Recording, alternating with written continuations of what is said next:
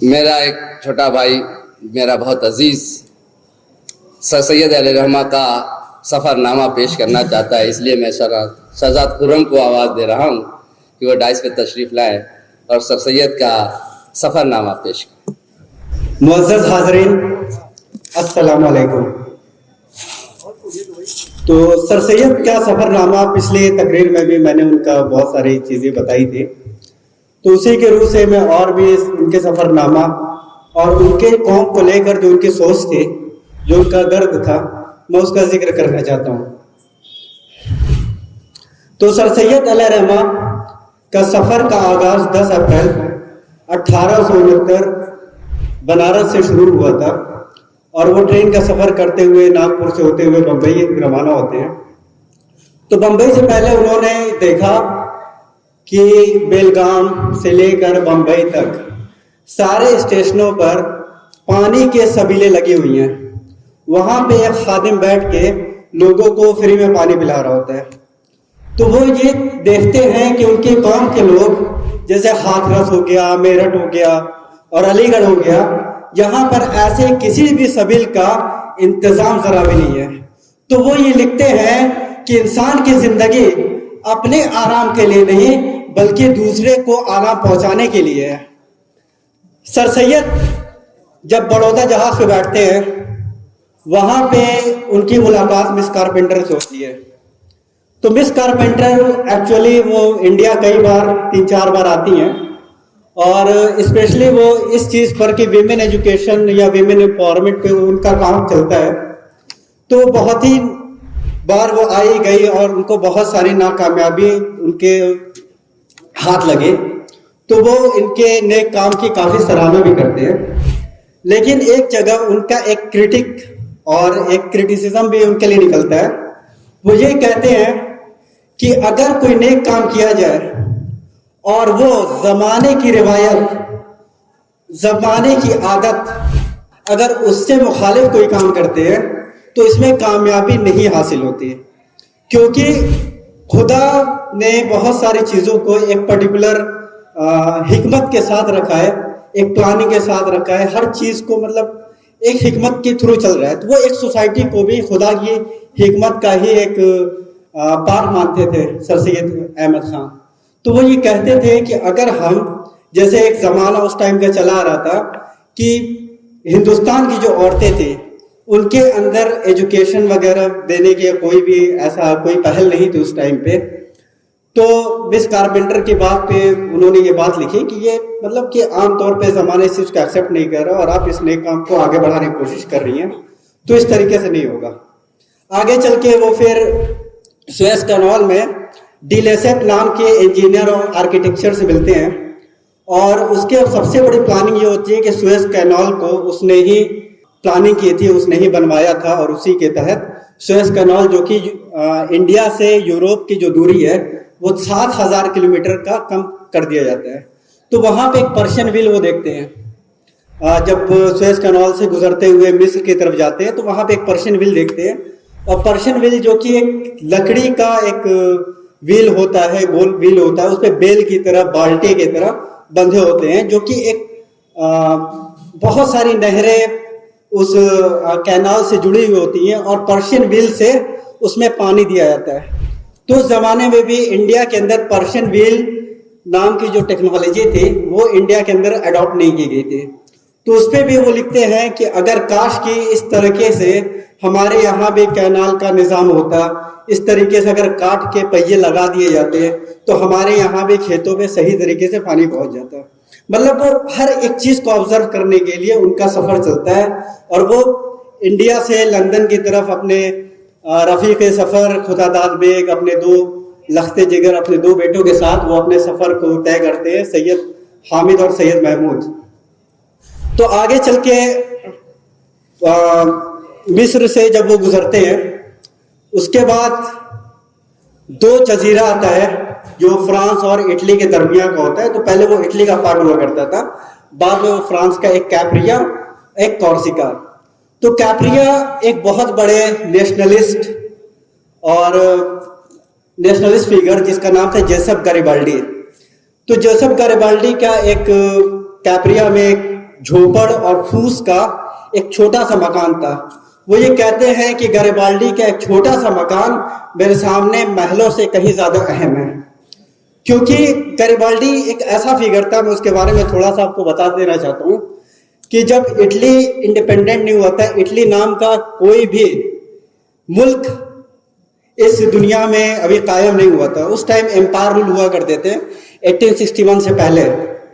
तो Garibaldi Bourbon king of Spain जो southern Italy है, वहां पे गैरिबाल्डी ने अपने आर्मी रेड शर्ट्स को उसने जुटाया और उस पर्टिकुलर जो सदर्न इटली है उसको आजाद कराया था उसने। तो जोसेफ गैरिबाल्डी अपने आर्मी साथ लड़ता है और उसको वहां के जो किसान होते हैं वो उसकी मदद करते हैं। और उस टाइम इटली का जो राजा बनता है उसका नाम है किंग विक्टर इमैनुअल।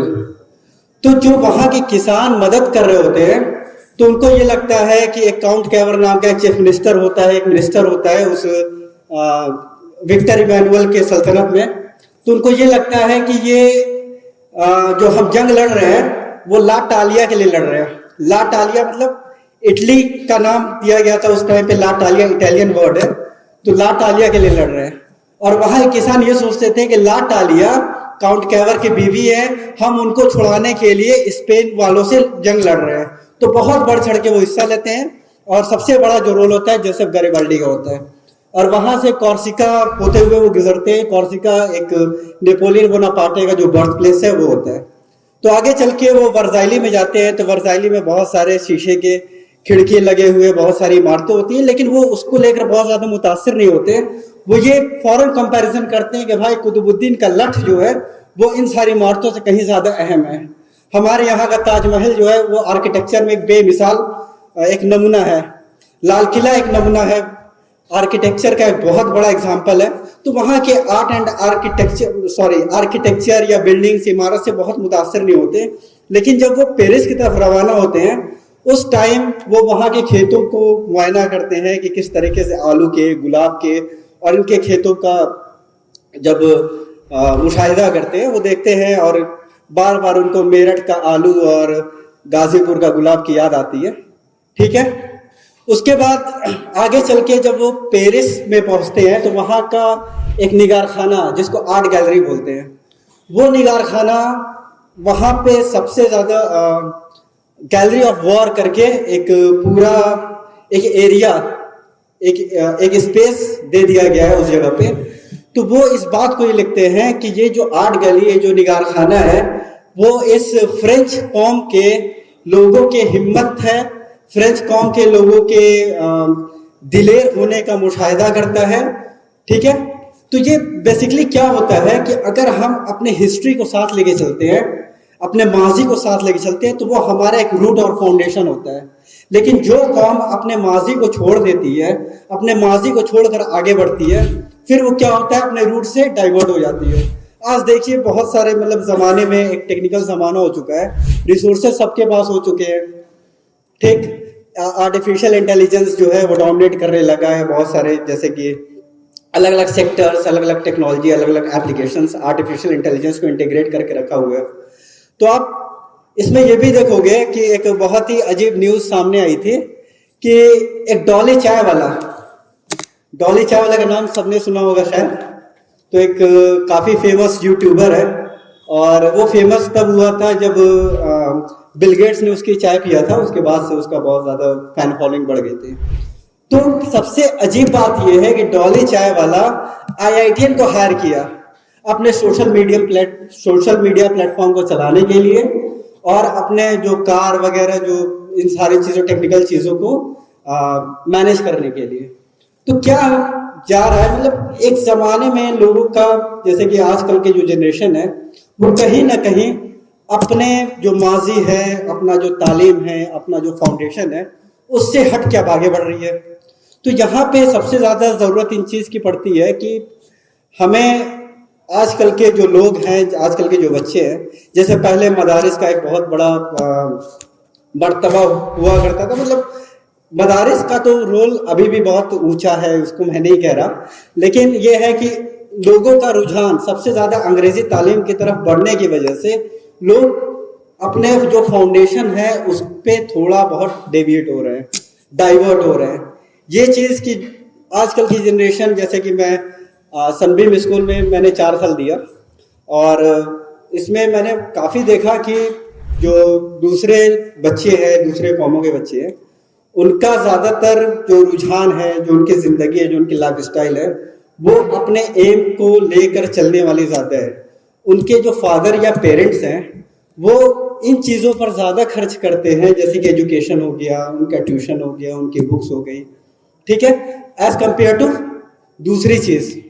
लेकिन यही पे मैंने देखा कि जैसे कि क्लासरूम की जो अटेंडेंस है या नेट अटेंडेंस रेशियो इस तरीके से निकाला जाए, तो जो हमारे कौम के बच्चे हैं वो तादाद में काफ़ी कम है, या जो जाते भी है स्कूल में तो आगे जाके उनका ड्रॉप रेशियो काफ़ी ज़्यादा हो रहा है, जबकि जो बच्चियाँ हैं हमारे कौम की वो ज़्यादा आगे बढ़ रही हैं।